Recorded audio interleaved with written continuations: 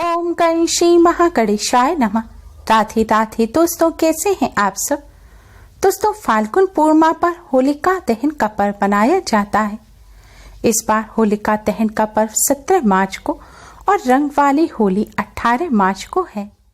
होलिका दहन के दिन होलिका का पूजन करने से घर में सुख समृद्धि आती है और कष्टों से छुटकारा मिलता है। लेकिन भद्रा काल के समय होलिका का पूजन नहीं करना चाहिए। इस बार होलिका दहन और होलिका पूजन को लेकर कंफ्यूजन बना हुआ है, क्योंकि इस बार फाल्गुन पूर्णिमा तिथि 17 मार्च की दोपहर 1:29 पर शुरू होगी और 18 मार्च की दोपहर 12:47 पर समाप्त होगी। प्रदोष काल के समय होलिका दहन किया जाता है, लेकिन भद्रा काल के समय होलिका दहन कभी नहीं करना चाहिए। और इस बार 17 तारीख को प्रदोष काल में भद्रा और मध्य रात्रि में भी भद्रा का साया बना हुआ है। इसके साथ ही अगर 18 मार्च की बात करें तो इस दिन पूर्णिमा दोपहर में ही समाप्त हो जाएगी और प्रदोष काल के समय पूर्णिमा नहीं रहेगी। इसलिए इस बार होलिका दहन भद्रा की पूंछ में किया जाएगा। इस बार 17 मार्च को प्रदोष काल के समय शाम 6:33 से रात 8:58 तक होलिका दहन का शुभ मुहूर्त है। होलिका दहन का दूसरा शुभ मुहूर्त रात 9:06 से रात 10:16 तक का है। होलिका का पूजन भी सूर्य उदय से लेकर होलिका दहन तक किया जा सकेगा। दोस्तों, इस बार होली पर पूरे 500 साल बाद वृद्धि योग, अमृत सिद्धि योग, स्वास्थ्य सिद्धि योग और ध्रुव योग का निर्माण हो रहा है। वृद्धि योग ऐसा योग होता है जिसमें कोई भी कार्य किया जाए उसके शुभ फलों में वृद्धि होती है, और स्वास्थ्य सिद्धि योग में कोई भी कार्य किया जाए वह अवश्य ही सिद्ध होता है। दोस्तों, होलिका दहन की रात को नवरात्रि, दीपावली और महाशिवरात्रि के समान महत्व दिया गया है। शास्त्रों में इसे वर्ष की 4 महारात्रियों में से एक बताया गया है। यह ऐसी रात है जब आप अपने सोए हुए भाग्य को भी जगा सकते हैं। इसीलिए होलिका दहन पर कई प्रकार के तंत्र मंत्र और टोने टोटके किए जाते हैं। तंत्र मंत्र और टोने टोटके दूसरों को नुकसान पहुंचाने के लिए ही नहीं, बल्कि अपने फायदे के लिए भी किए जाते हैं। होलिका दहन की रात वैदिक विधि के अनुसार कुछ उपाय किए जाएं तो रोग एवं आर्थिक परेशानी के साथ ही कई अन्य तरह की समस्याओं से भी छुटकारा पाया जा सकता है। होलिका दहन की रात को काल रात्रि कहा जाता है। इस रात में किए गए उपाय टोने टोटके बहुत ही जल्दी शुभ फल प्रदान करने वाले होते हैं। दोस्तों, वैसे तो होलिका दहन की रात कई तरह के उपाय किए जाते हैं, लेकिन आज की इस वीडियो में हम आपको होलिका दहन की रात करने वाला एक बहुत ही आसान और असरकारक उपाय बताने जा रहे हैं। इस उपाय को आपको केवल 1 लौंग से करना है। इस उपाय को करने से आर्थिक परेशानियां दूर हो जाती हैं।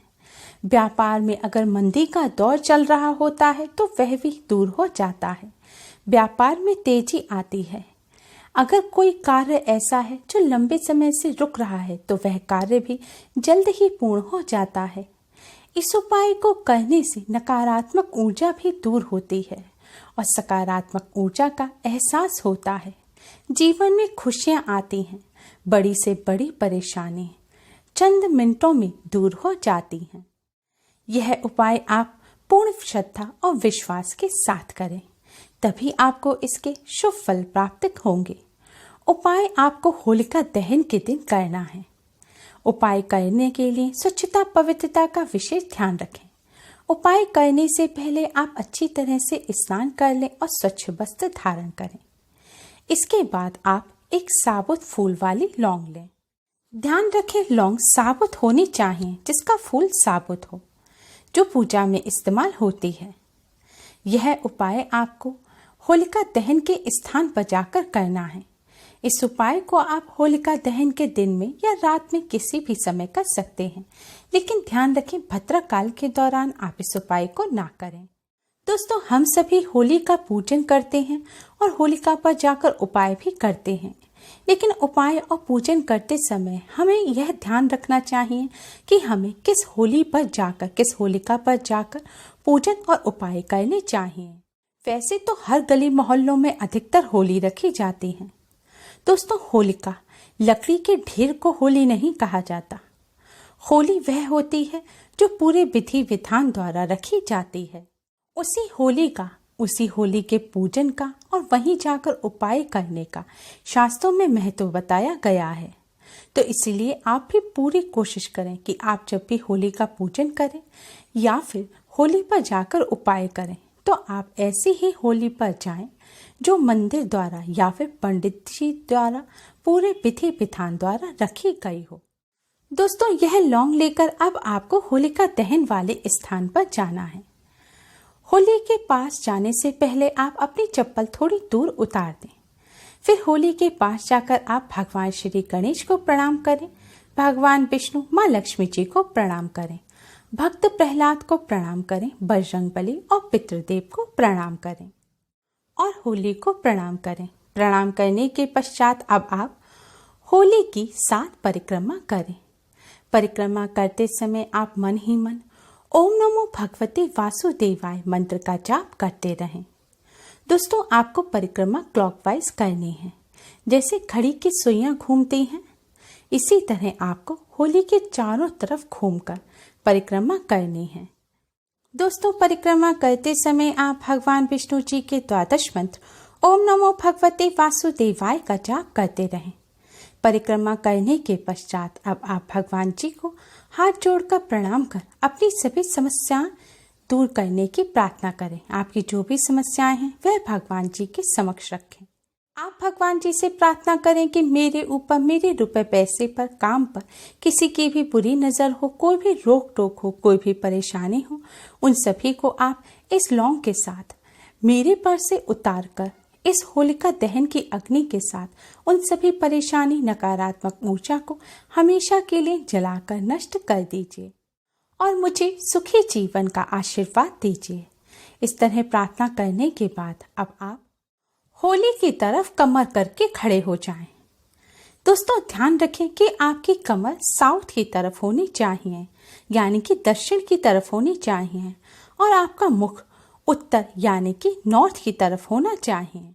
दोस्तों, अगर आपको नॉर्थ और साउथ की दिशा का अंदाजा ना हो तो आप ईस्ट यानी कि पूर्व की तरफ मुख करके खड़े हो जाएं। आपके लेफ्ट हैंड पर नॉर्थ होगा और राइट हैंड पर साउथ होगा। इस तरह आप दिशा का अंदाजा लगा सकते हैं। साउथ की तरफ कमर करके खड़े होने के बाद अब आप उस लौंग को अपने दाहिने हाथ की मुट्ठी में दबाकर अपने सिर पर से 7 बार बारें। ध्यान रखें, यह लौंग आपको क्लॉकवाइज यानी कि जैसे घड़ी की सुइयां घूमती हैं, इसी तरह आपको बाएं से दाएं, लेफ्ट से राइट की तरफ यह लौंग अपने सिर पर से 7 बार बारनी है। लौंग 7 बार उतारने के बाद अब आप इस लौंग को अपने सिर पर से पीछे की तरफ होली में डाल दें। लौंग होली में डालने के बाद आप चप्पल पहनकर सीधे अपने घर आ जाएं। ध्यान रखें, आपको लौंग होली में डालने के बाद ना तो होलिका दहन वाले स्थान पर रुकना है और ना ही आपको पीछे मुड़कर देखना है। घर आते समय भी आपको रास्ते भर किसी से बात नहीं करनी है, सीधे आप अपने घर आ जाएं।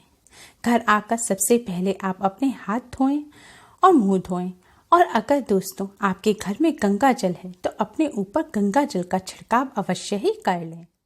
घर आते समय रास्ते में भी आपको ओम नमो भगवते वासुदेवाय मंत्र का जाप मन ही मन करते रहना है। दोस्तों, अगर आपको कोई पीछे से आवाज दे तो भी आपको मुड़ के पीछे की तरफ नहीं देखना है। दोस्तों, यह उपाय आपने होलिका दहन से पहले किया है और आप होलिका दहन के समय वापस होलिका पर जाना चाहते हैं तो आप जा सकते हैं, लेकिन उस समय आपको सीधे अपने घर आ जाना है। और आपको यह भी ध्यान रखना है कि जब आप परिक्रमा करें या फिर आप पूजन करें तो यह लौंग आपके दाहिने हाथ, राइट हैंड की मुट्ठी में ही होनी चाहिए। दोस्तों, वैसे तो यह उपाय पूर्णिमा या अमावस्या पर भी किया जाता है, लेकिन होलिका दहन के दिन इस उपाय को करने से अति शीघ्र ही चमत्कारी लाभ मिलते हैं। इस उपाय को करने से कार्यों में आ रही रुकावट दूर होती है, नकारात्मक ऊर्जा नष्ट हो जाती है और आपको पॉजिटिविटी का एहसास होगा। बिगड़े हुए कार्य बनने लगेंगे। धन संबंधी जो समस्या चल रही है वह जल्द ही दूर हो जाएगी। यह बहुत ही असरकारक उपाय है। इस उपाय को करने से इसके शीघ्र ही सुफल प्राप्त होते हैं। लेकिन दोस्तों, इस उपाय को करते समय भी आपको कुछ बातों का ध्यान रखना है। गर्भवती महिलाओं को यह उपाय नहीं करना है। जिन महिलाओं को पीरियड हुआ है या जो अभी तक पूरी तरह शुद्ध नहीं है, उन्हें भी यह उपाय नहीं करना है। जिन महिलाओं को पीरियड है जो पूरी तरह से शुद्ध नहीं है, उन्हें होलिका दहन के स्थान पर जाना भी नहीं चाहिए और ना ही होली का पूजन करना चाहिए, ना ही होली की परिक्रमा करनी चाहिए। दोस्तों, होली के इस पावन पर्व पर आप इस उपाय को कर इससे लाभ अवश्य ही प्राप्त करें। उम्मीद है आपको हमारी ये वीडियो पसंद आई होगी। प्लीज़ लाइक करें। हमारी इस वीडियो को अपने फ्रेंड्स और रिश्तेदारों में ज़्यादा से ज़्यादा शेयर करें, जिससे वह भी इसका लाभ उठा सकें। हमारी और भी वीडियोस के लिए हमारे चैनल को सब्सक्राइब करना ना भूलें। Thanks for watching. Radhe Radhe. आप सभी को केएसडी राधे कृष्ण श्रृंगार परिवार की तरफ से होली की हार्दिक शुभकामनाएं।